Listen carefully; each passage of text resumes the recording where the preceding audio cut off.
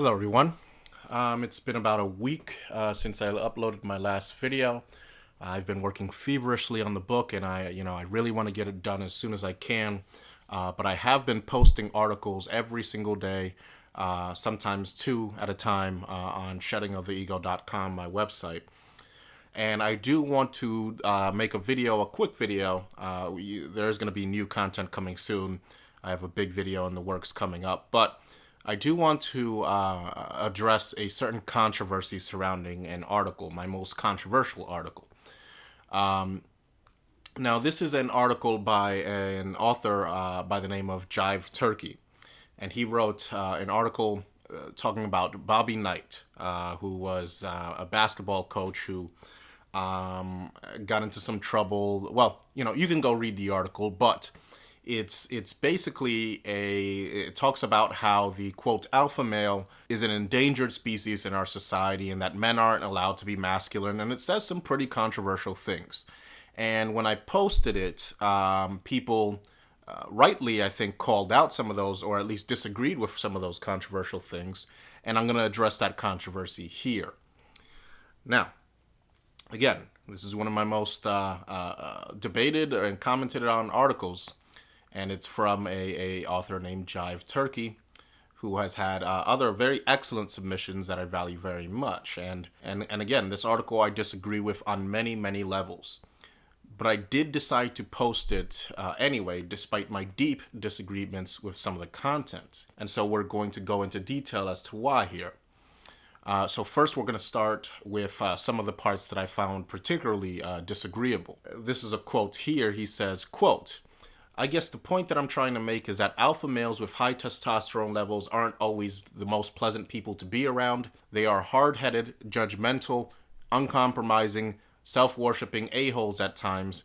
They are also the ones who built the Great Pyramids, discovered electricity, and sailed the seven seas. We all know that there is an attack on masculinity that is reaching critical mass.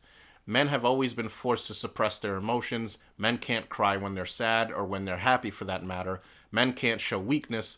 Men can't show vulnerability. The only emotional release that society has allowed for us is anger. It is the only emotion that we can explode into that isn't considered unmasculine." Now they've taken that away. And this is the part in particular that has caused a lot of the controversy, I think. It says, quote, after that, "Back in the day in the bar, if two guys were squaring up on each other, the bartender would say, 'Take it outside.' The two men would proceed to beat the piss out of each other, and it was not really considered a crime. Not unless you put the guy in the hospital or something. Back in the day, if you came home and caught a man screwing your wife, it was not necessarily, and this is the bad part here, it was not necessarily inappropriate to rearrange the guy's face, or hers for that matter. Today, there are men going to jail for verbal abuse. Yes, yelling at your old lady. Oh, and if you yell at her in front of the kid, you can be charged with endangering a child." So that last part in particular, the part about discovering your wife cheating and saying that it was not necessarily inappropriate to visit violence on him or her, that particular part, kind of made me cringe, I have to admit. And I've said before in previous videos that if I was ever to walk in on a significant other of mine cheating with another man, the first thing, or even another woman, the first thing I would do is to tell that man, look, I have nothing against you. I'm assuming this would be at my apartment or my place, right? I would say, I have nothing against you. You were just getting laid. You were just doing your thing. If you leave now, we have no beef. We have no problems. Just get out and go. And, I would then take whatever punishment I wanted to dish out and lay it squarely on the shoulders of the girl I was with. I, of course, wouldn't take part in any violence against her because, frankly, I have no interest in going to jail over pussy. But what I would tell her is that, we're done. Don't ever contact me again. And I would simply move along with my life. That's it. That's all. It would end there. And I'm not necessarily opposed to having men settle their differences in a physical way, but, not in some drunken bar fight. I would instruct them instead to, in moments of sobriety, go put on gloves, get in the boxing ring, take out their aggressions with one another, then shake hands and, maybe continue to be friends. But I've long since grown sick and tired of bars and men and their beer muscles and, the desire to fight for fighting's sake and to essentially, show off your plumage. I'm done with that stuff. Then Jive in that same article talked about Ted Nugent and how feminists couldn't stand the guy, and here's some of what he said in regards to that. He said, in regards to Ted Nugent, he sang about the joy of nailing underage girls in the song Jailbait. On his live album, he gave a shout out to all that Nashville pussy. He would swing on a rope in a Tarzan loincloth during his show. Ted Nugent may be arrogant, opinionated, insensitive, inconsiderate, loudmouth prick, but my adolescent friends and I thought he was a cunt-ramming badass. Now, in regards to Nugent, I don't really have a personal beef against this guy, but I don't like him. And I'll tell you why. Nugent does have a penchant for pissing off feminists, but he has several hypocritical stances, particularly regarding the war on drugs. He kind of fashions himself as this big libertarian icon, but he wants to arrest you if you grow pot. And I've heard him say that actually on the Alex Jones show before, that, if you smoke pot or if you grow pot, you should be arrested.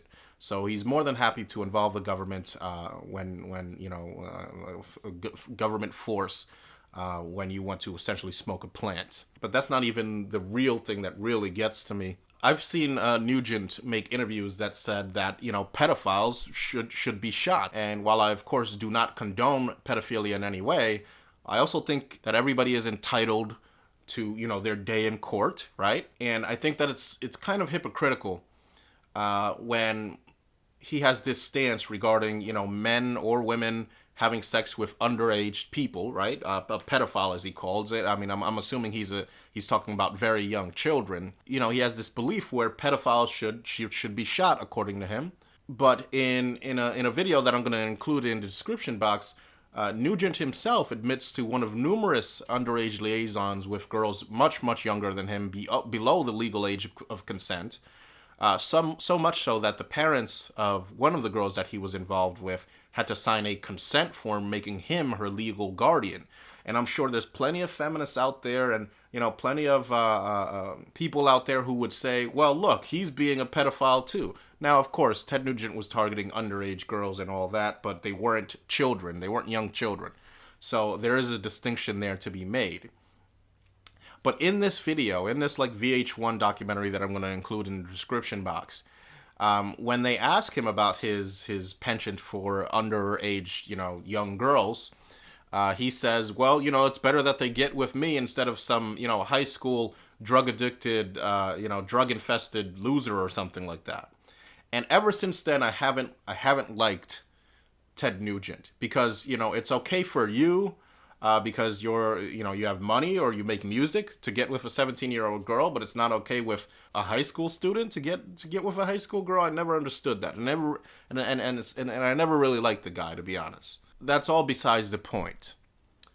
Why then did I allow this blog post to be posted on my site? Well, there's several reasons, starting first with the fact that I do not want this site, sheddingoftheego.com, to descend into an echo chamber, right? I want this site to instead become a place where ideas come to get interpreted, challenged, and potentially discarded or adopted. And this cannot happen if I only allow ideas that I'm comfortable with or that we are comfortable with, right? And so occasionally I will go ahead and post articles that I find particularly disagreeable, just because I want to make absolutely sure that I'm not allowing this process of echo chamberization to happen, right? I'll post an article to ruffle some feathers, and sometimes this article may say things that are completely contradictory to a lot of what MGTOW talks about, right?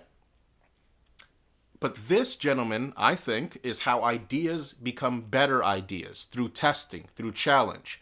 If I post an article where somebody is saying something that doesn't reflect MGTOW, then you know what? Challenge it. If Article X sounds a little bit too tradconish for your liking, email me a submission that debunks it in a clear and intelligent way, and I'll gladly post it. Right? This is a brand new blog, and so there is a learning curve associated with finding the right balance between allowing a free exchange of ideas and not allowing the conversation to stray too far into tradconism or feminism land, right? So I ask you then to, hold each author posting on this site accountable. If they say something you disagree with or that you find contradictory, call them out in the comment section or submit your own piece debunking them. And in the meantime, I will try my hardest to provide a filter for content that I think best represents MGTOW, but occasionally I'll throw you a curveball and allow a submission that I know is going to set your guys' radar off and, challenge it. Challenge it. And in the process, this way we refine our arguments. Now, you certainly will never see myself hearkening back to a time where it wasn't, quote, necessarily inappropriate to visit violence against a man and woman engaged in the act of cheating on you. In my opinion, doing that, attacking a man who's cheating on you, and I've talked about this in other videos, attacking a man who's with your girlfriend, is cheating on you or whatever, that's still seeking validation through women. And, I try my hardest, absolutely, to never engage in that. But what I do want to create is a record that shows that men such as myself, men even such as Jive Turkey, are actively in the process of shedding off the gynocentric sensibilities that they have. And I'm going to explain what I mean by that. Now, despite the things that I disagree with that Jive Turkey posted, I do want to say that it's very easy to look at the worst things he said and only pay attention to these things. But later on in the article, he said the following. He says, quote, "Now, first of all, I don't endorse verbally abusing your old lady in front of your kid, nor do I endorse bar fights, pimp slapping, or choking reporters. I do, however, want to point out that if you leave anger as the only source for male ventilation, you're going to get shit like that. Feminists have clogged up the only valve on the tea kettle. When you do that, an explosion will eventually occur. Some guys explode and shoot up a school. Some guys explode and take their own life. Many, if you look at the stats. But there is a new explosion going on, an explosion of thoughts and ideas, a loose-knit collection of activists, philosophers, writers, and YouTube content producers. They are leading the vanguard against the intolerably oppressive wave of gynocentrism known as third-wave feminism. MGTOW is still kind of a new thing that has not become a household name. When I tell people I'm writing for a blog, I have difficulty in explaining what it is exactly. But it's coming. It's coming on like a hurricane. For every action in the universe, there is an opposite reaction. The pendulum is about to swing, and I am insanely curious to see what is about to unfold." End quote. And this, gentlemen, is what allowed me to, after much debate with myself, post this article, even though it has some really, really, things that I really disagree with. And despite those things that Jive Turkey said that I vehemently disagree with, he also explicitly states here at the end of the paragraph, at the end of the article, that he does not endorse violence or bar fights or any of that stuff. And frankly, I tend to believe him. I tend to believe that he was basically just, thinking out loud when he said the part about the cheating and all that. And he does make a distinction between an explosion of anger and an explosion in a new mode of thought for men found in the MGTOW movement. Right? He culminates his post. He finishes his post with the idea that there's a better way available to men, one that discards the ideas of old masculinity and embarks on an undiscovered path. It should also be noted that Jive Turkey is, he's not a dumb guy. I'm going to read to you an excerpt from one of his other articles, and this is an article in reference to prostitution that I thought was just absolutely excellent. And I want to show you, in reading this to you, that he is, in fact, capable of some pretty insightful stuff. And the link to this article is going to be in the description box.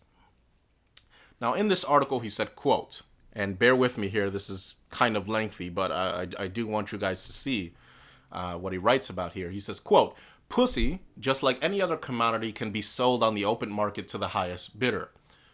This is called prostitution. Prostitution exists in many different forms. The most obvious is the scantily clad, tarted up streetwalker. But there are also more subtle forms that aren't as easy to identify. I'm sure that many moons ago in prehistory, a young girl came of age. She felt a tingling sensation between her legs, and her heart started racing for some hunky Neanderthal. So she decided to give it away for free to this handsome Homo sapien suitor, only to be left alone with a baby in her belly and no one to protect and provide for it. After that, women got smart. They observed and realized that men would do just about anything to gain access to the sacred vag. They would fight and compete with each other. They would shower a woman with gifts and provisions.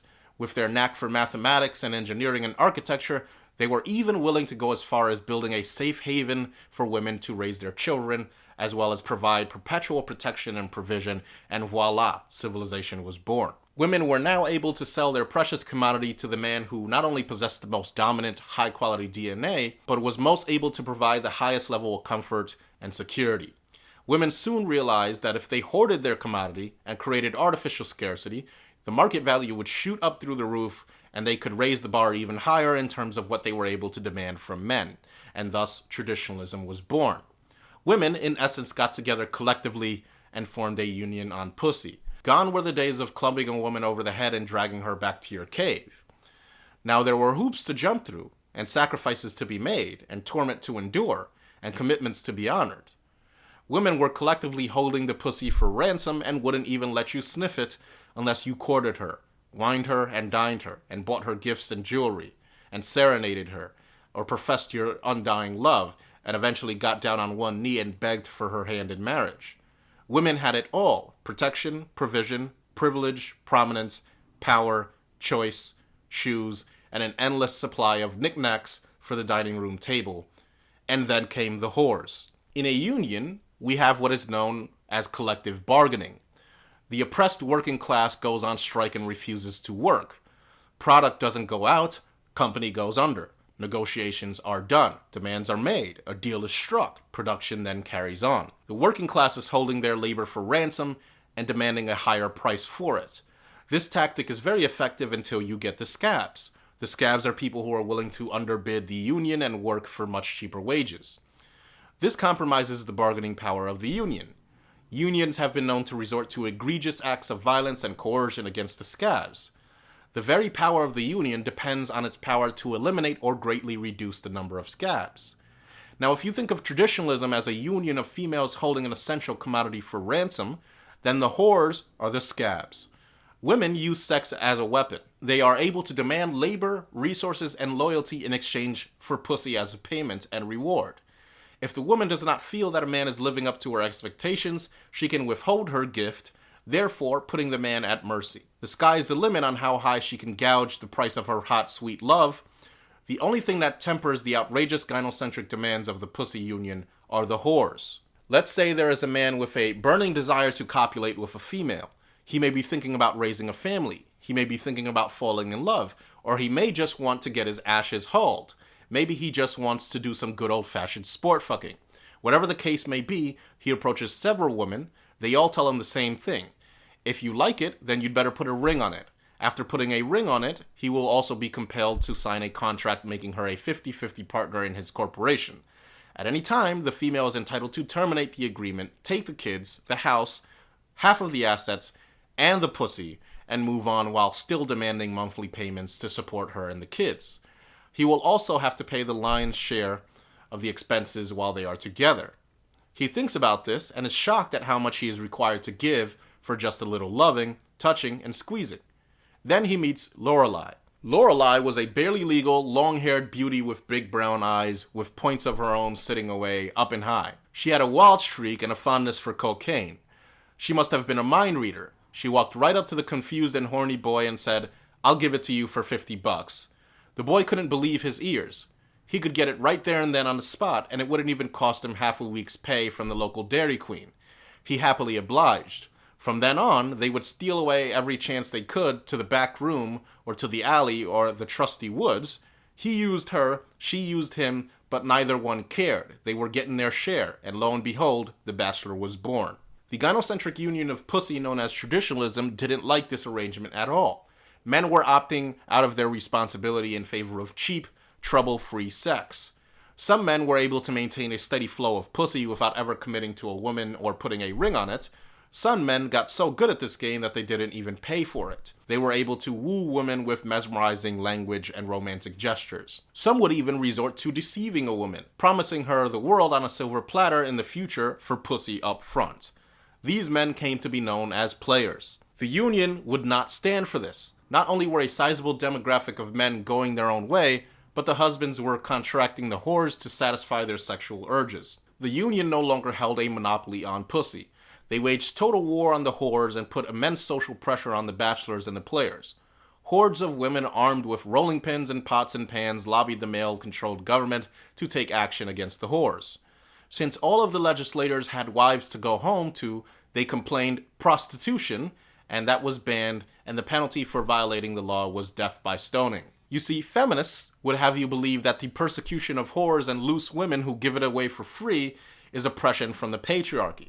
They tell you that men hate whores and sluts, and that the systematic abuse of these women is a product of male hatred. The truth is, men love sluts and whores. The annual revenue from the sex industry illustrates that quite clearly. It is women who hate sluts and whores, even if they themselves are one. They are the competition. Women don't like competition any more than the Rockefellers. So, gentlemen, this does not, in this case, sound like the words of a dyed-in-the-wool tradcon gynocentrist to me, right? And there are, in that little passage that I've just read to you, several things that I disagree with as well. But I think there's something to be said in the fact that he's not sitting here telling women that they should all be, chaste virgins, barefoot in the kitchen, spitting out babies for us. He actually understands that one of the key milestones that we as men need to reach, and as MGTOW, in our new understanding of masculinity, is that we need to stop deriving worth from the notion of female chastity or virginity.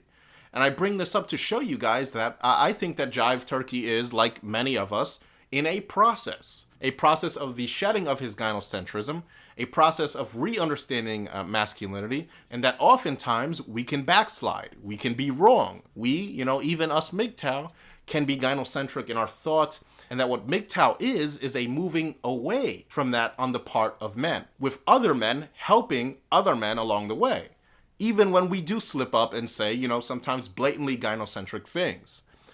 I don't ever want MGTOW to become something where the moment one of us reveal to each other that we haven't completely shed off our gynocentrism, which is impossible, by the way, since, we're all men, we're all gynocentric on some level, we start turning on each other and rejecting each other. Believe it or not, but I grew up in a traditional conservative culture, and I myself was once very, very gynocentric. I believed that it was a man's job to provide for women and to protect them. I believed all of that bullshit. I believed gay men were less of a man by virtue of the sole fact that they were gay and didn't, have sex with women, right? And that they had a problem with heterosexual men, and even that we were natural enemies against each other. I believed that once, right? And it was only through several key interactions with non-gynocentric heterosexual and homosexual men in the manosphere who patiently explained to me that I was wrong about this, and here's why you're wrong about that, that allowed me to eventually begin to see it another way. And as a result of this, right, I myself have led thousands and thousands of men to MGTOW content. And of course, I still, to this day, will slip up and have, a lapse of gynocentrism because I'm a man. And men tend to be gynocentric. But I'm also dedicated to helping men, and I understand that all of us are at various stages in our understanding of MGTOW. So by all means, call us out when we're gynocentric. But also, try not to just, write somebody off as being purely gynocentric because of this or that statement. Within reason, of course. Jive Turkey just posted an excellent article today on my site, a new article. And, I still vehemently disagreed with the stuff that he wrote in this original article I mentioned. But I think that when you take all of his writings together, he's actually a pretty smart guy. So yes, if you see an article on shedding of the ego that you feel needs to be challenged, challenge it. Say it's wrong. Take it up with the author who wrote it, whether it be myself or anyone else. I welcome that. But I think that what we're trying to build here is a type of community.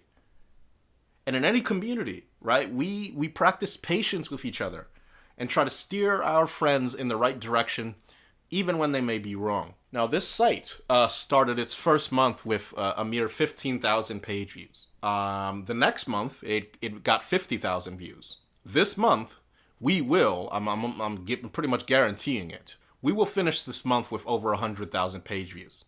I'm positive of it.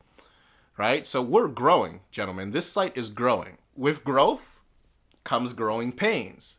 And even with all of the help that I've had from, other content producers submitting articles, I want even more, right? If you guys have an article that you want published about any manosphere-related topics, don't even bother emailing me, asking permission to submit the post. Simply send it attached in an email to Barbarossa with 2 A's, 930 at gmail.com.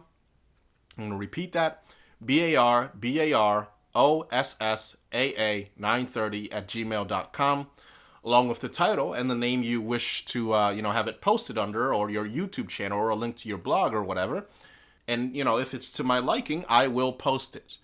And together, we will hopefully find a balance between, an echo chamber and an anything goes free-for-all, which can sometimes be just as destructive. But remember, this is a one-man operation. I'm working feverishly on the book. It's going to end up being longer than what, I initially intended. I tried to do it in a way that I can fit all of it in 300 pages or something, but it's just not going to work. I can't do it justice, and I want to make sure this is done right. I want to put, again, I want to put a month, about the end of the month, out there as a type of, deadline that I'm shooting for, to have the content completely done, and, publishing can go forward from there. So there's that. But gentlemen, yes. Also, I want to start a blog roll on my website. I'm going to start linking to the various MGTOW forums, the various MGTOW related websites, and we're going to build the MGTOW community. Right? This website is growing, and I want other MGTOW communities and blogs and forums or whatever to grow along with it. So, gentlemen, that's all that I have to say. You're going to have a big video coming up very soon. The book, again, I'm working every day on it. It's getting, it grows and grows. And so I'm trying to kind of trim the fat, but I also don't want to cut too much out of it. It's a process. I know that you guys are waiting. Please, please, please be understanding. Please bear with me. Thank you for listening, gentlemen.